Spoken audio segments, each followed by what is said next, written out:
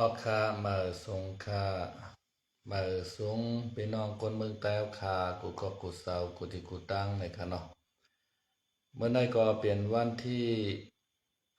20 วันเดือนธันวาคมปี26ในคะเนาะหกทบจอมขาวใจคำลาวในข้าวยามกลางค่ำในคะเนาะคำในก็ใครมาตรงตักพี่น้องเขาแทงอีกหนึ่งในคะเนาะเฮาก็เฮาคาติไลหัน ตามกัดเขียนพี่น้องทุ่งเมาเฮาขาในคะเนาะพี่น้องทุ่งเมาขาที่หมู่เจในเป็นเจ้าหือมีเจ้าหือในเฮามาเดเพียนกว่าด้วยจอมกันในคะเนาะเกื่องต่านเพราะว่าเป็นลูกหลานเจ้าเสือขันฟ้าในคะเนาะเจ้าเสือขันฟ้าเขาในก็ใจง่ายๆในครับพี่น้องเขาเจ้าเสือขันฟ้าเขาในก็อุปเปิงเมืองเมาคะเนาะ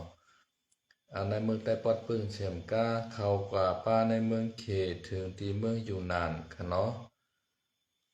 ยาก่อตังเมืองไทยในก็มาเพียวตังลำปุนลำปางแพน่านพะเยาแม่ฮ่องสอนเกียงใหม่เกียงไฮเจไนตกอยู่ใต้อาณาจักรของเจ้าสือขันพาวคาตกอยู่ใต้ภายใต้ยินปายาเจ้าสือขันพาวในคะเนาะยาก่อตัง ข้ามเขากว่าป้าตั้งในเมืองลาวค่ะพี่น้องเขาเมืองลาวตอนเหนือเวียงจันทร์จะในคะเนาะก็ตกอยู่ภายใต้มือเจ้าอาณาเจ้าเสือขันพาวขาเมืองเมาค่ะเนาะเมื่อเจ้าหนังเมืองมานค่ะเนาะอย่างกงมอนเตเรค่ะเนาะลงกว่าถึงเมืองมอนมัวลำใหญ่มอตมะค่ะเนาะบางหลายมอตมะนั่นก็ตกอยู่ภายใต้มือเจ้าเสือขันพาวค่ะค่ะเนาะ เฮาคาต้อยกว่าแทงตั้งสิ่งห้องวันตกค่ะเนาะสิ่งห้องวันตกนี่ก็เขามือกว่าที่ในเมืองขังเมืองชังเขามือกว่าที่ในเมืองอาสัมอาหมที่ในเมืองกราเองที่ยาค่ะเนาะในก็ตกอยู่ภายใต้อาณาจักรค่ะเนาะอินปายาเซาซื้อขันพาวขาตังโมตังเสียงในค่ะเนาะอันนี้ก็ เขาขามาเลเพนตัวนำใจพี่น้องทุ่งเมาเขาในกึ่งตานเพราะว่าเป็นลูกหลานเจ้าเสือขานพระนะครับเนาะมือปนมา2 วันขนมมือวันที่18ขนมมีเหตุเกิดขนมมีเหตุเกิดที่หมู่เจเหตุในเป็นกามไทยขนมกามมันห้องว่าอาเกียงกามแต่ว่าห้องว่าลองตังในขนมอาเกียงลองตังเป็นเหตุเป็นผลขนม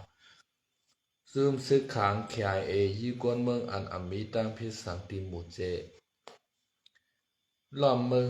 กวนแต้มข่าวล้อมเมืองเมื่อวันที่18เดือนออกัสปี2026เมื่อในวันที่18เดือนออกัสปี2026เดือนเก่าเมื่อ5 ค่ำปีใต้สวยปากปลายเศร้านี้ข้าวยาม10 โมงปลายเศร้ามนิดซุ่มซึกขังขยายอันเปิดหลานเก๊กไปหลานเก็บขวัญตีวันหางน้ำแหลงเตเวงหมู่เจตั้งใจเอากองยี่ก้นเมืองก้อนหนึ่งซื้อห้องว่าทรายแรงเสออายุ32 ปีอันอำมีตังพิสังนั่นเลยหมาดเจ็บหาวเฮียงแหล่ยามเดี๋ยวก้นหมาดเจ็บเลยส่งตัวยศยาตีห้องยาสวยหมู่แช่สวยหมู่เจไว้อยู่เย้า เปิงเปลี่ยนมันพองสายแรงใสลูกตีวันนำจ้างฮอกาเตอ่านกว่าเวงหมู่เจในเสพองตึกถิงตีหลานซึกขางไข่ตีวันหางน้ำแหลงนั่นซุ่มซึกขางเขาตั้งใส่เอากองยื้อใส่มันใจ2 กำมากองเตอร์ตีโฮมาลูกหนึ่งภายเนือโหใจลูกหนึ่งถึงตีไรหมาดเจ็บหาวแหงเสถึงคักอันไรไม่ใส่ไว้กวนปืนตีลานเนสื่อข่าวใต้รอเลี้ยวไว้หนังไหนซุ่มซึกขาแข่อันยื้อสายแรงใสในเปลี่ยนในตับกองไม้เก่าตับจุ่ม6 เป้ลานเก็บขวัญไว้อยู่ที่วานหางน้ำแหลงแห่งกวนเขามีวัก17ก็ผู้อ่อนโหเขาเปลี่ยนป้า อารันตีป้ารันตีสั้นเจ้าหานนายเย้าสายเลี้ยงสายอายุ32 ปีซื้อปอลุงโซปางเว่ยที่อยู่วานน้ำจ้างเอิงหนองร้องเจเวงหมู่เจสินใต้ปอดห้องรอซื้อขางแข่เอเขายืมมันซ้ายในผายซื้อขางเขาส่องเตียเอาปุนพรปั่นขึ้นใดให้ลองเป็นถ้ำในหือนั่นไปไล่หูจอมในขนมในก็เป็นข่าวไต้รอดเลี้ยวค่ะเนาะเมียก่อนในขนอในห้องอาศัยแรงสาวอายุ32 ปีอันซื้อขาแก่เอยืตีอกมันใจค่ะเนาะเลยเขาห้องยาตีช่วยหมูเชค่ะเนาะช่วยหมูเซในค่ะเนาะได้เขาห้องยาไว้ค่ะเนาะพี่น้องเขาเลยค่ะย่อก็พี่น้องหมู่เจเขาก็อำห้านใจค่ะเนาะอ่อนกันกวนตั้งนำตั้งลายค่ะเนาะมาตีหลานเก๊กมาตีหลานเก๊กหมู่เจค่ะเนาะตีซึกขางเขาตั้งหลานเท่าไหร่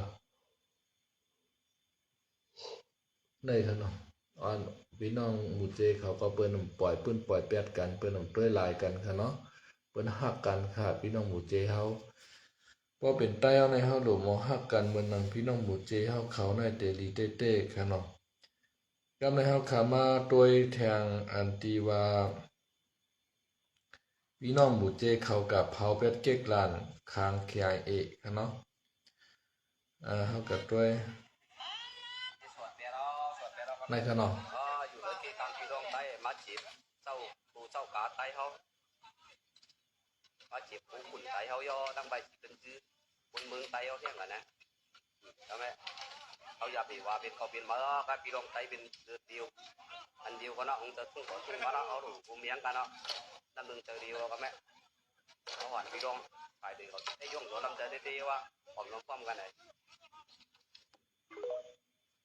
ในขณะพี่น้องในเป็นเสียงพี่น้องทุ่งมาเฮาขาค่ะเนาะเฮาคาอย่าไปว่าพี่น้องใต้อันนั้นอันใดยาวทุ่งเก่าทุ่งมายาวในขณะอย่าไปว่าพี่น้องใต้เหนือขณะเฮาคาอย่าไปเจียบกันว่าเป็นพี่น้องใต้อันนั้นอันใดในขณะเฮาโหลดไล่เป็นใต้อันเดียวก้วยในมันใจในลาดจังหนังในขณะเฮากากวาดป้วนขึ้นปารังมาในเฮาเตใกล้ว่าใต้เหนือใต้มาวใต้คำตีใต้อาสามใต้อาโฮมใต้12ปานาในเฮาใต้หนังกันซ้ำอ่ำพร้อมกันเฮามีเป็นลายเจ้าคือใต้ไว้ในอันในมันปองว่าเฮาคาไปพร้อมกันในมันใจลัดมาในเฮาอ่ำหรือว่าจังนั้นยักใต้เฮาคันในหรือไรมีใต้อันเดียวก้วยใต้จึงหือกะเยามันหรือไรเป็นใต้อันเดียวหรือไรพร้อมเสียงเป้งปากนำหนึ่งใจเดียวกันในมันใจลัดในก็ถูกแม่นค่ะเนาะก้วยกาเสียงเฮาคาเปิงกันเจ้าในก็เฮาอย่าไปกาเซเน่กันอย่าไปกาว่าหังกันไม่ลัดความใต้เฮาจึงไหนมันอ่ำปีในเฮาคาอย่าไปว่าเฮาก็เฮากาลัดการตั้งทุ่งมาก็อ่ำปีเหมือนกันค่ะเนาะป้าพี่น้องทุ่งมาว่าเปิ้นถ่อมกามเฮาในเฮาเปิ้นได้ว่าเฮาลองค่ะเนาะป้ากากาถ่อมพี่น้องทุ่งมาเขาลัดเปิ้นก็ซ้ำได้ว่าเฮาลองเฮาก็ซ้ำได้ว่าเปิ้นลองให้ไหนมันหมานแม่นสิปอกค่ะเนาะเฮาโหลไรมีอันเดียวก็อยากใครเป็นใต้สังเป็นโหลไรเป็นใต้อันเดียวในค่ะเนาะใต้ไหนอยู่เมือง12ปานากะเยาอาสามอาโหมในเมืองไทยในเมืองลาวในเมืองมานกะเยาเฮาขาดโดไรมีน้ำใจฮักเจอคือไต้เหมือนจังนั้นพี่น้องใต้ทุ่งมาเฮาค่ะเนาะลูกหลานจะซื้อกันพาเฮาเปิ้นกาย่าแปดเก๊กแปดล้านคาง KIA ค่ะเนาะเปิ้นมัดจอกกึบเฉาไว้ขาซึกขางอันก่อนยื้อนั่นกันเนาะได้ว่าเขาเจ้าหัดหานเต้ๆว่าตัวแทงอันนึงค่ะเนาะนะครับ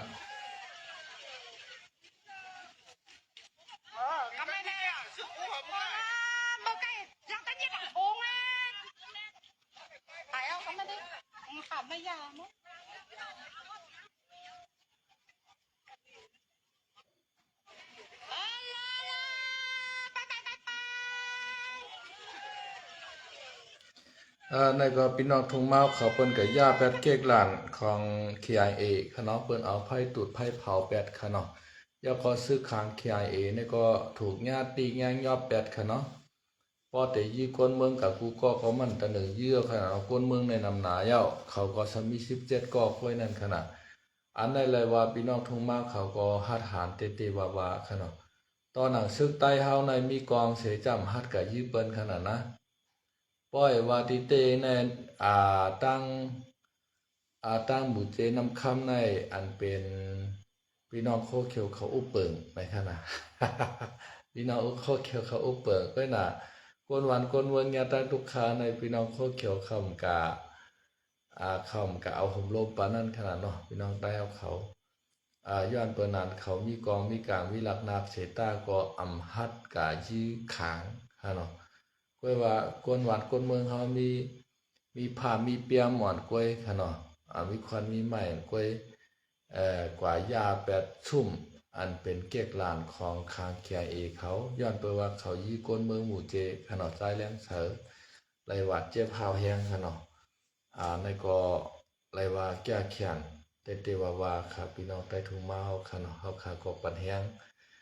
ซึกโคเขียวเฮาคาในถูลีไรกว่าเอาห่มลมปันค่ะชังเจอว่าซึกใต้เฮาคากว่าเฮ็ดดีกวนคือคางเขาคารู้ชังเจอว่าซึกใต้โคเขียวเฮาคาในกว่ายื้อกวนปลองเขาคารู้กว่ายื้อกวนวันกวนเมืองเจ้าคือปลองเนี่ยเจ้าคือคางเนี่ยเจ้าคือกุ๊กก้างเนี่ยอันจ่องซ้ำเตหังไหนจ่องซ้ำเตฮัดกะยื้อเปิ้นขนาด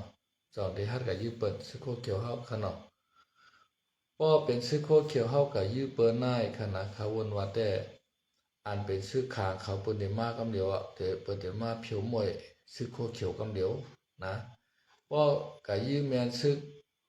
โกก้างขนาดซึกโกก้างก็ได้มาเพียวมวยเปียดพี่น้องโคเขียวเขาป้อกะยื้อ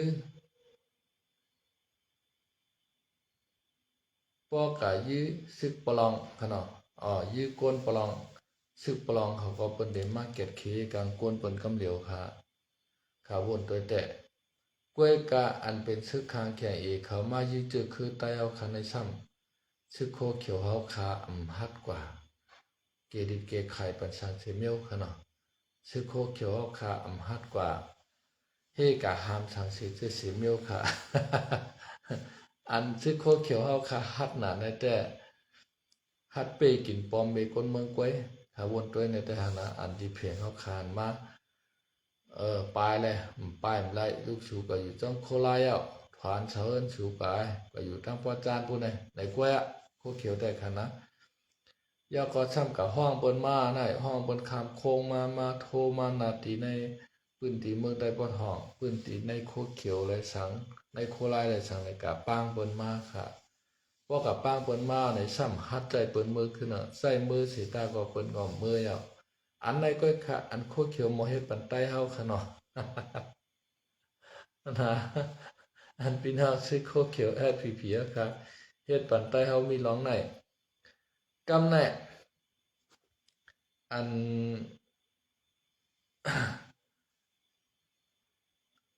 ให้กวนเมืองไปวันปันโคเขียวค่ะว่าน่ะขยินขาวในค่ะนะ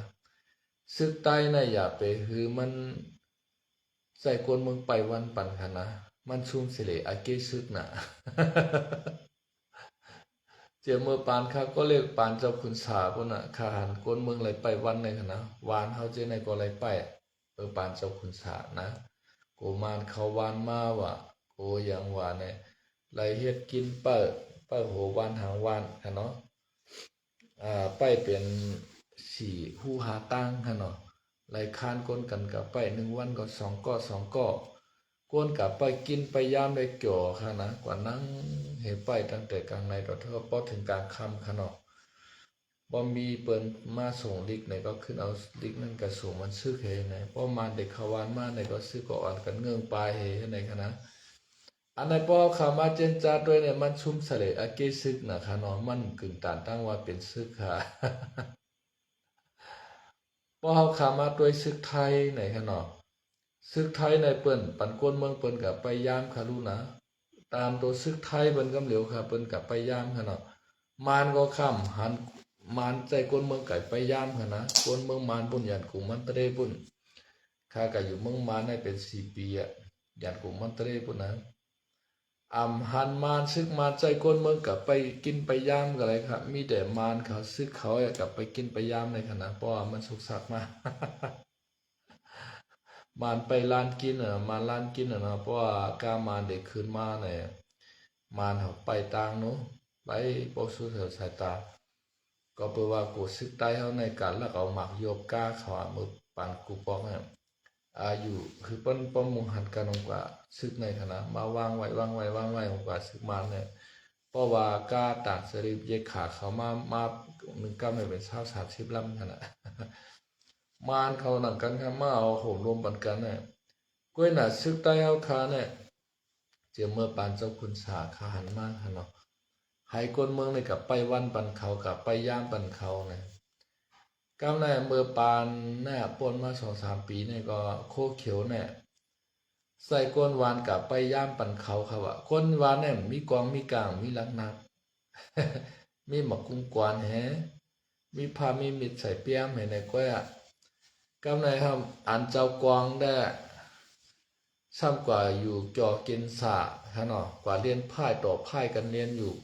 ผลมาหัวก้นเมืองได้อยู่ที่ในซุ่มในช่องที่ซุ่มกินอันไหนเปิย่ามบันเขาก็มาหลุกกระสงลิกตั้งนั้นว่าตั้งในว่าให้ในปันเขานะ ซุ่มเฉลี่ยอาเกกวางห้าน่ะนะกวางห้าเดี๋ยวไว้ยี่สังว่าเนาะ กวางซึกใต้เฮาเดี๋ยวไว้ยี่สัง เมืองเปิ้นนอกเมืองในคาหันเปิ้นเอาซึกไปเก็ดคีประกลางมันก้นเมืองหลายๆเมื่อเหลียวแน่นำท่วมเมืองน่านขณะที่จังหวัดน่านในผลมหาใหญ่หาลงให้ลายตั้งแต่เมื่อว่ามาเมื่อในฝนตกน้ำท่วมปีใจค่ะเนาะซึกไทยวันในเปิ้นขี่เฮอร์วินค่ะเนาะลูกตีกองทัพเปิ้นมาเฮลิคอปเตอร์ว่าเฮอร์วินว่าในเปิ้นขี่มาลงที่เมืองน่านเนี่ยมาจอยแถมพ่อแม่พี่น้องก้นเมืองหานะก้นทบเพใจว่าพ่อแม่พี่น้องก้นเมืองติเลยกับเกียรติเคกังอาชักว่าชึกค่ะเนาะ ชึกในค่ะเลยที่อีกแบบบางกาเฮลิคอปเตอร์เราลงมาเกียรติเคกังบันข้างในค่ะนะพ่อแม่ก้นเมืองเมื่อไกลคานในข่าวอันนึงค่ะเนาะในข่าวอันนึง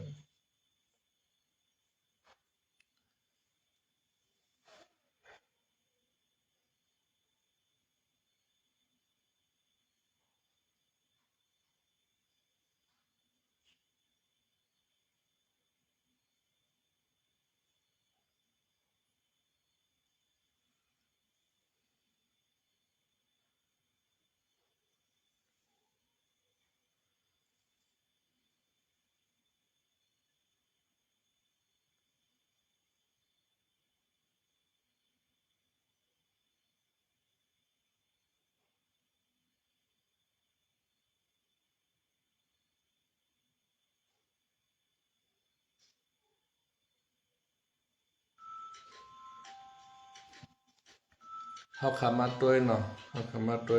ส่วนเรื่องของสถานการณ์น้ำเมื่อวานนี้น้ำท่วมเมื่อว่าค่ะเนาะ คุยไปกันตั้งแต่ช่วงไลฟ์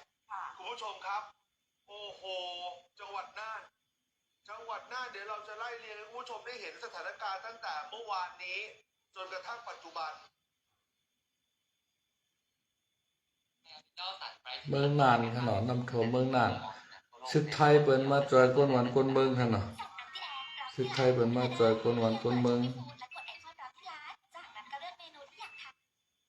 อยู่บ้านข้างๆเป็นบ้าน2 ชั้น น้ำแรงนะ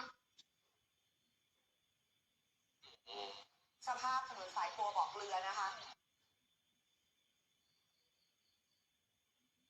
อยู่ในตำบลและอำเภอที่พูดไปเนี่ยนะ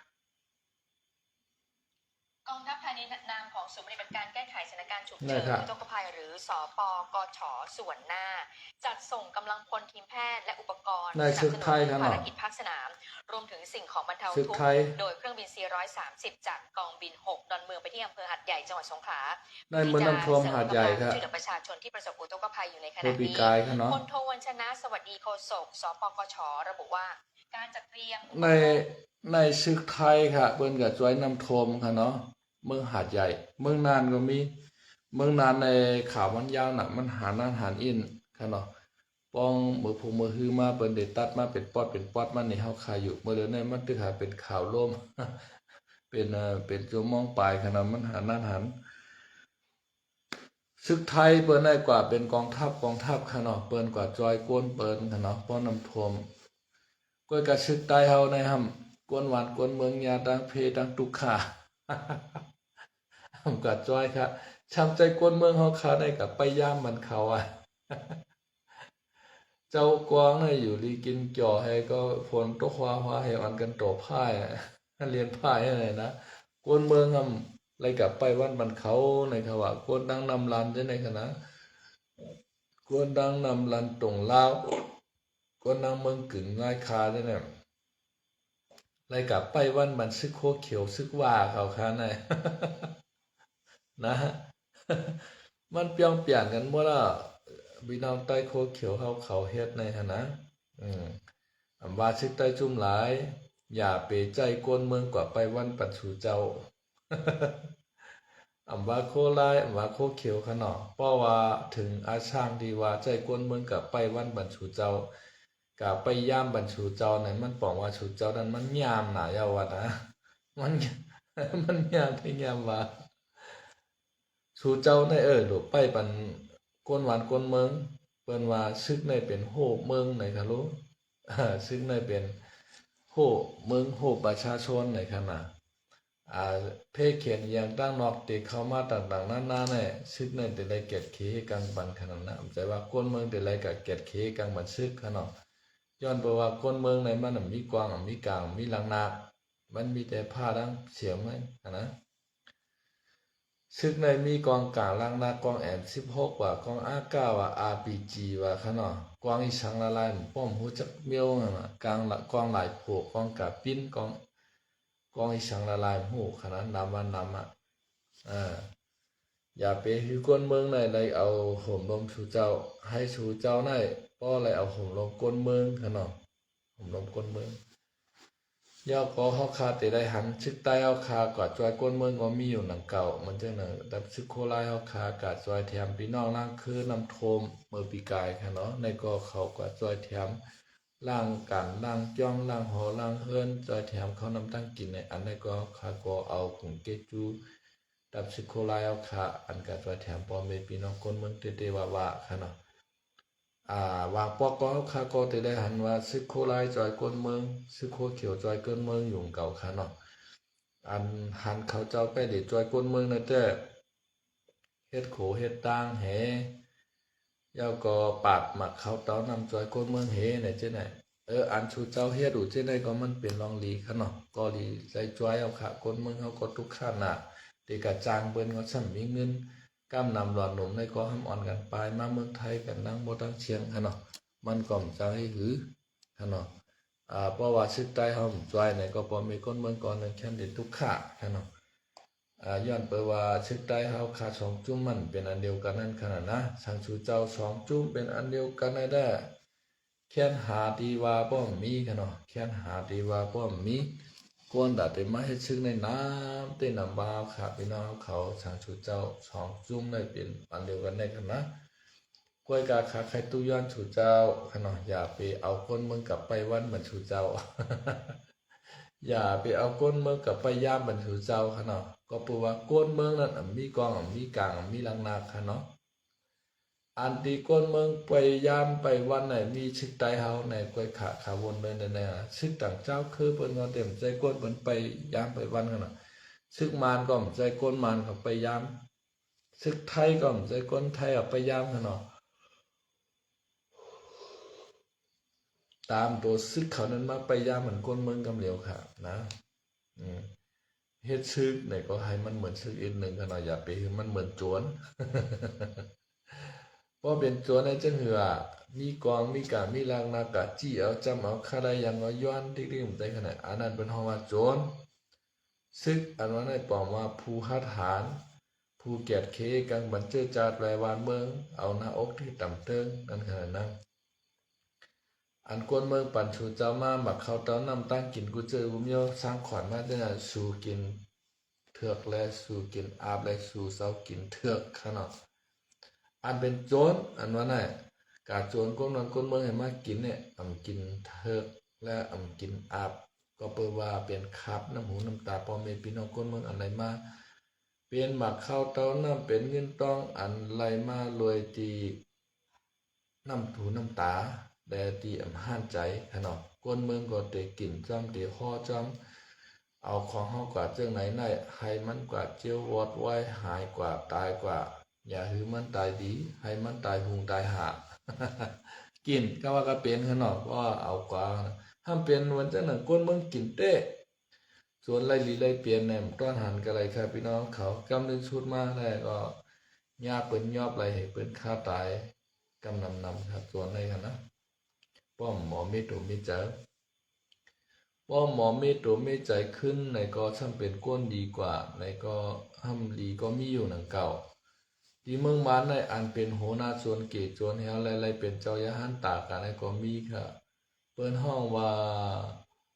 แต่อินกูเสียต่อนะครับเนาะแต่อินกูเสียต่อได้มันได้เป็นเกศโจรครับเนาะเป็นเกศโจรเป็นโหนาโจรกำเหลียวกำในกว่าโจรเปิ้นที่เว้งลงยานกรุงครับเนาะเว้งลงตากรุงได้ถูกเจ้าเฮิรนครับเนาะปอเจ้าเฮิรนได้ขึ้นต่อสู้ครับเนาะเอามีดแน่พันแต่งเห็นในก็อันเป็นเกศโจรเจ้าเสียต่อแต่อินกูในก็มาดเจ็บห้าวแห้งให้ก็เข้ากว่าจ้องกัน3เกาะก็ในมันหมัดเจ็บเฮาแห้งให้ก็ใครกว่าแล้วห้องลูกน้องมัน2ก็มาเอามันกว่าค่ะเนาะออกมันผาดหายานเฮือนนั่นกว่าให้แลรอดตายกว่าค่ะเนาะกำในเผื่อว่ามันเจ็บปัดเจ็บเฮาแห้งยาวในเตกว่ายาที่ห้องยาก็มันเป็นโจรนู่นเนาะมันก็ฮัดห้องยาที่ห้องยามก็ฮัดกว่ายากำในโจเอาตีเมมันเอายายดยามาตาปันมันมาเฮ็ดปันมันก็ขนาดกำเดินสุดมามันก็ห้องยาดิกปรับหนึ่งค่ะเนาะเป็นปรับตราวิปัสสนาค่ะเนาะเป็นเจ้าชาต่ออย่างก็อยู่ที่มินฉันน่ะห้องว่าชื่อว่าเตนะต้านจีดาวชาต่อนะคือ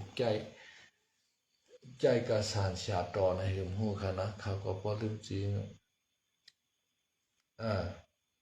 กะห้องยาปรับดิกตราวิปัสสนาและเอาตราวิปัสสนาให้เข้าใจและมันก็ตัวปรับดิกันให้แก้งกับตราวิปัสสนากะแก้งเมื่อมันเป็นเจ็บปวดนั้นกันนะต่อถึงใจมันป้อโอนอ่อนกาให้ต่อถึงใจมันป้อนนับยำพระตราสังขามาต่อถึงมันเข้าใจตรามาขะเนาะกำลังสุดมามันก็แตกตัดเฮ็ดหมุนเจ้ากว่าค่ะเนาะเฮ็ดเอาคนหายคนมือคนเลิงเนี่ยปล่อยปื้นปล่อยแปดหมดอะพร้อมนั้นได้เก่าในติดตายหูงากเนี่ยแล้วก็จ้างกรรมตราในต่อถึงป้ออะไรเป็นเจ้ายาหันตากว่าเผื่อว่ามันเจ้าเป็นยาหันตากะมันจือเชิงดื้อลังนาพอตราในก็แก้หน้าแขนหน้ามีวุ่นเจ้าอันที่เปิ้นอ่องปีดกา3กองได้ไหนคะนะมาต้องถามมันนั้นมันตอบอะไรใครจางหมดเปิ้นก็จางเอาไปตั้งผิดมันค่ะเนาะให้ไหนก็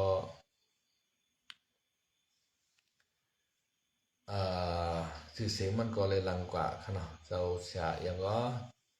แต่เอ็นกูเสียต่อในค่ะเนาะต่อถึงเมื่อเร็วก็กรรมฐานมันเจ้าก็เฮือเปิ้งใส่อยู่ต่อถึงวันเมื่อไหนค่ะเนาะอันที่มาสืบตามล่ำห้อยตินมันเจ้าแต่ก็เจ้าเสียอู้สันที่มาในค่ะเนาะเอาลานเสียต่อในอันนี้ก็ขึ้นมายิบเอาวาตาแต่เอ็นกูเสียต่อให้ขึ้นแจ้งกรรมมาสื่อเสียงก็ลือเรื่องค่ะเนาะเมื่อไหร่ครับเพราะว่าหายในเป็นโจรขนาดเพราะว่าหารในเป็นซึกขนาดซึกแต่ขายาเป็นซึกโจรขนาดให้เป็นซึกค้าทานซึกแกดเขกลางวันเมืองในวันเมื่อไหร่ก็มันดึกกับขนาดข้าก็ติย้อนคือหรือไว้กันในขนาดให้พี่น้องข้ากูก็กูเศร้ากูขนกูนั่งขนาดอยู่ดีกินหวานเหตุการณ์ขึ้นใหญ่ไม่สูงย้อนสู่ให้ตับซิเขาขาSSPP ได้ RCS ค่ะเนาะให้พร้อมโฮเปลี่ยนอันเดียวกันไว้เอาก็แกดเคเฮกังเอาแผ่นดินเจอจัดจึงใต้เฮาแกดเคเฮกังปอมพี่น้องคนเมืองแต่เสกรรมในวันเมื่อไหร่ก็มีหมอกกันไหนครับไม่ชงครับ